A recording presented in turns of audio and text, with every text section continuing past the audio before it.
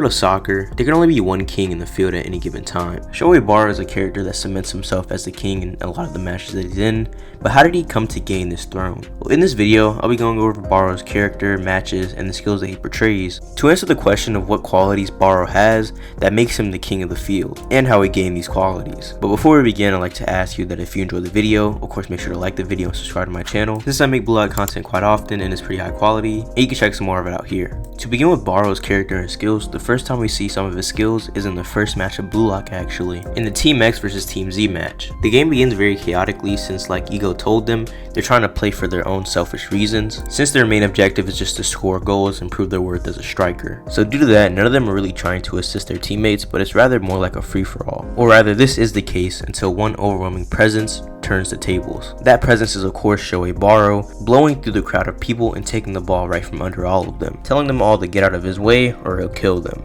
showing already that he's not only egotistical, but he also has the skill to back up his ego as well. The only person left to defend Barou is Isagi at this point in time, but Isagi is not able to do anything about his offense, and it's kind of funny to see Barou's original design. It's drastically different from what we see in the current manga where he's more muscly, but in this form he's kind of more slimmed down and he even looks like he could take flight at any moment. But after getting past Isagi, he does 2 nutmegs in a row and gets past the other defenders and scores his first goal against Team Z. And immediately after scoring the goal, he wastes no time telling them that to him, the ball isn't a friend or anything like that, it's just a round servant that makes him look good. And on the field, he's the king. Eventually the game starts back up and Team Z has the ball and gets it stolen from them, and immediately are at a disadvantage since Team X starts working together since they know Barou is such an overwhelming striker and they're just planning to have him score. So in response to this, the entire team starts to crowd Barou, but Barou shows in overwhelmingly bad situations like this, he will pass the ball for another person to shine, and passes the ball to his teammate, allowing him to score a goal. After that goal, Isagi starts thinking about Ego's words and comparing it to the game that they're playing right now, and realizes that if a zero in soccer is chasing after the ball like children and playing selfishly, then the one person who's able to score a goal on his own with an incredible play would be the one. The overwhelming presence being a compass to his teammates and leading them to an ultimate victory, showing that Barou's first goal truly gave birth to a real team. Eventually the game gets so bad that the score is 5-0, but Isagi, after coordinating with the Botcherer, was able to get up the field and be on a one-on-one with the goalie when Barou emerges out of the shadows, telling Isagi not to try to show him up since he already told him that he's the king. And Isagi, knowing that he can't beat Barou in a one-on-one, is stuck in a really bad position. But Raichi and Kunigami rush up the field to come and support him, and Isagi, showing a glimpse of his amazing spatial awareness, passes the ball to Kunigami and ends the game 5-1. After the game, Isagi was asked by Raichi why he passed it to Kunigami, and Isagi responds that he didn't really know and it was really an unconscious pass, and Barou just happened to overhear this conversation. He tells Isagi that anyone who loses their nerve in front of the goal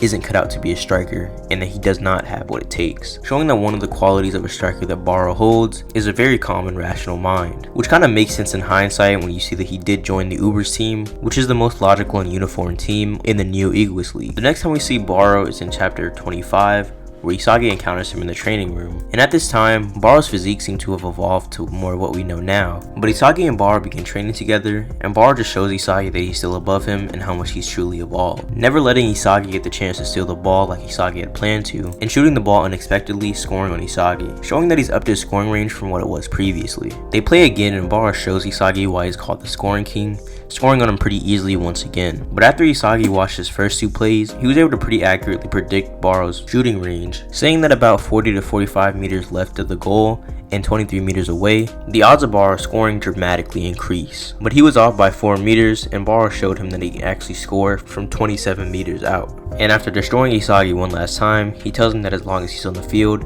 the despair that Isagi should feel should be more than enough to make him quit. And the final match of Barou's that we get to see in the preliminaries of Blue Lock is actually in the Blue Lock episode Nagi chapters, where he faces against Nagi and his team. The game begins with Barou's team having the ball, and Barou's rushing through with Zantetsu guarding him. Obviously with Zantetsu's speed, he's able to keep up with Barou, but Barou with his sheer strength is able to push through him and keep running towards the goal. And Zantetsu even knows that he has crazy charging power. But while Barou was running with tunnel vision, Reo came out of nowhere and took the ball from him. And after coordinating with Nagi, they're able to get a goal, making the score 1-0. After this, Barou's team starts showing him out for being stubborn and begin begging him to pass the ball and start lending his strength to the team. but Barou simply responds telling him that he doesn't care and that they're peasants to him, and asking why a king should take care of his servants' corpses. He continues to say that the team had no problem leeching off his talents when things were going smoothly, but now that things seem a little bit dire, things suddenly become all his fault. Ending it off by saying that they don't even have what it takes to call themselves human, and saying they've come this far just because of him, and finally ordering them to give themselves up to him.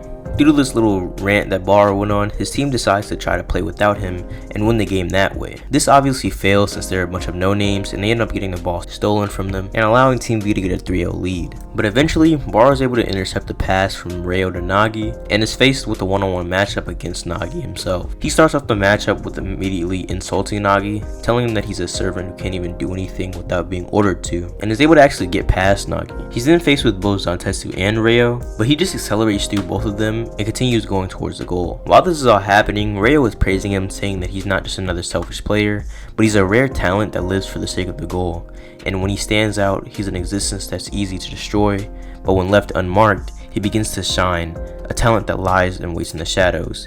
He's a joker. And Barou finishes off the goal, scoring it with Reo hanging off of his side. He then tells Nagi and Reo that to be the world's best player, that means you stand alone as a king, and his buddy act isn't going to cut it at this level, showing that at this time, Barou truly only thinks there can be one king at a time on a field, and he fully plans to take that throne. After Nagi scores another goal, Barou's team has the ball, and Barou is once again on a one-on-one against Nagi. Barou tells Nagi that he shouldn't be happy with such boring goals, and that he's only scoring because Reo is controlling him like a slave. And while pushing his own teammate out of the way, he takes the ball and says that the world's #1 striker always stands alone as the king, and he would rather die than become someone's slave. This goal also proves what Barou was thinking before, that as soon as things start going his team's way, they begin swaying their opinion on him, as immediately after this goal, his team begins talking and saying that they should coordinate with Barou once again, just showing how slimy some people can be in Blue Lock. But after hearing all of this from Barou, Nagi decides to rush at Barou himself and try to prove that he's not a slave. He rushes completely at Barou and does a backheel trap to the pass that Reo had sent him, trying to show Barou up and ask Barou if he still thinks he's boring. Barou responds to this by kind of fouling Nagi, but this wasn't called. Nagi just pushes him right back, telling them that he's pathetic since he let a slave get the better of him, and that he's failed as a king, scoring the final goal in this game. This sets up a rivalry and hatred between Nagi and Barou, with Barou leaving, telling him that next time they face each other, he'll make him his slave. But he did give him his props by telling him that he has one scary ego. Now I'll be skipping the Naruhaya match since I don't think that's too important to Barou's character. The next match I'll be going over is what cemented Barou's ideology and proved him to be the king. And this game is of course Team Red versus Team White. For a little context of this match, Isagi plans to get chemical reactions with Barou and try to control him in order to win this match. The game begins with Kunigami and Barou on a one-on-one, and Barou showing that he can actually keep up with one of the physically strongest pre-U20 players in Blue Lock, pushing Kunigami away, and Kunigami even admits that he can't completely stop him. So due to that, the team is just trying to stop Barou from getting to a shooting zone, using Kunigami as a barrier to stop him from getting there and just letting him go around it. This is working very well, and since Barou is completely covered, Isagi asks him for a pass, and Barou, being the king, obviously doesn't oblige to this. And eventually, Barou ends up getting the ball taken from him by Reo in a 2-on-1 combination press, and they end up scoring a goal, making the goal 1-0. The game starts again, and Isagi's in a perfect place to get a pass from Barou, which is really his first mistake since he didn't realize that Barou still is the king and doesn't want to pass to anybody. And Barou ends up getting stopped by Kunigami, and Kunigami scores a goal, making it 2-0. After this, Nagi goes up to Barou and tells him to cut it out, and says Isagi was wide open for a pass and he should have just passed it. Barou just tells him to shut up and says why would he pass just for Isagi to score. So due to this, Nagi and Isagi just begin coordinating amongst themselves, and they're able to score a goal, making it 1-2. But Isagi still knows that the team needs a chemical reaction to Barou to win the match. And in a last-ditch effort to get his teamwork, Isagi just asks him to play with them, and he says no, he'll win with his own goals, and he'd rather die than assist. And no matter how many sound arguments that Isagi makes, Barou continues to be ignorant and says that they're both egoists and they're creatures who can only live the way they want to, so don't think that he can control Barou. But Isagi simply can't let the match go down this way, and he says he'll devour Barou no matter what it takes. When the game starts back, Isagi is able to use his blind spot abilities in order to get into everyone's blind spot, and uses Barou as bait in order to get the ball, and says that he's adapting to Barou and he'll take the darkness that he creates on this field and devour it, changing it to light. And he then tells Barou not to get in he and Nagi's way and calls him a loser. And this completely infuriates Barou. But Barou keeps on consistently seeing failure on the field field every time he does something with the ball, and Isagi ends up telling him that an ego that could stay buried in front of him and Nagi could never become the best in the world. We then have a flashback showing that Barou has always been the king of the field, and the reason he enjoys playing football so much is the feeling that he gets to drag the people that he plays with off the stage, and he plays soccer just for that pleasure. And Barou, in a fit of rage, tries to score a goal right off kickoff, but it's blocked by the Blue Lock man goalie. And after this, it seems like the ball is in perfect play for Barou to score a goal. His shooting range is wide open, and if he could just get close enough to it, he can surely score. But Hyomi Chigiri starts coming up behind him, but he knows that if he gains the ball and starts dribbling, that Chigiri will steal the ball from him. While Barou is one step away from his goal, Isagi comes out of nowhere with an amazingly intense aura, telling Barou to pass it to him. And for the first time in Blue Lock, Barou submits to someone on the field, surrendering the ball to Isagi Yoichi, allowing him to score a goal. And at that moment, Barou realized that the lead actor on the field wasn't him, but it was Isagi Yoichi, and Barou finally feels defeat. This completely destroys Barou's ego and makes him think that he was never a king after all. But in the last play of the game, Barou was able to gain the ball. And while Barou has a clear passing course to both Nagi and Isagi, he knows that if he just passes the ball and gets a chemical reaction with them, that they'll surely win the game. But he also knew that if he surrenders his ego once more, that everything will end for him. He thinks to what the future would be like if he actually passed the ball to him, and he sees that the main actor of every stage that he sees would be Isagi Yoichi, playing professionally and scoring amazing goals, while he's just sitting there drinking. And the king knows that he can't live in a world like that. His ego is set ablaze, and he begins going through the defense himself. And Barou is actually able to use chop feints using Isagi as bait, getting back at him for what he did before. And using Isagi as a wall, he continues to devour the field. As he's on a one-on-one with the goalie, he says that they create synergy by devouring each other, and that is their chemical reaction. And if Nagi and Isagi are heroes, then he has no problem becoming the villain who devours their light, scoring the final goal of this game and cementing himself as the king of the field. Now, the reason that I said that this cements him as the king rather than something like the U20 game is because that against all odds, and even after being destroyed, he continues and finds his true ego, showing that in contrast to everyone else who gets better by helping their teammates, he is the definition of a pure striker who wins purely on his own skill. But now that we've gone over how Barou got the throne, let's go over how good Barou is now and what he's done recently. Starting off in the U20 match,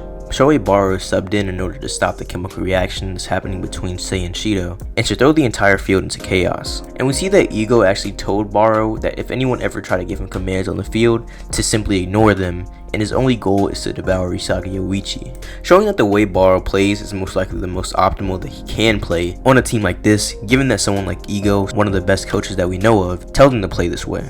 And as the game begins, the team doesn't utilize Barou at all, but eventually Hiyori passes the ball to Isagi, and Barou comes out of nowhere and steals the ball from his own teammate and says that he's Isagi hunting. And while playing against one of the U20 defenders, Hayate, he's able to use his chop feints to get past him, and as this is happening, Ego explains that he's their Joker because he throws the enemies and allies alike and says that he's a dictator totally faithful to his own self-interest, and not even he can tell what's going to happen in the next 30 minutes. The chop feints that Barou has also allows him to combat Darai and shoot the ball, but ultimately it misses. But Barou is eventually able to score after Isagi is destroyed by Sei, and he scores with two defenders on his back, making the score 3-3. But the most recent showings from Barou on the Ubers team is arguably even more impressive. Like I mentioned before, Barou is on the Ubers team, which is a super sophisticated team that uses pre-made strategies by the Stratus nut Mark Snuffy. Barou, being someone who thinks of himself as the king, didn't originally want to work with Snuffy and do the things that he wanted him to do, but eventually he's convinced by whether it be Lorenzo or Snuffy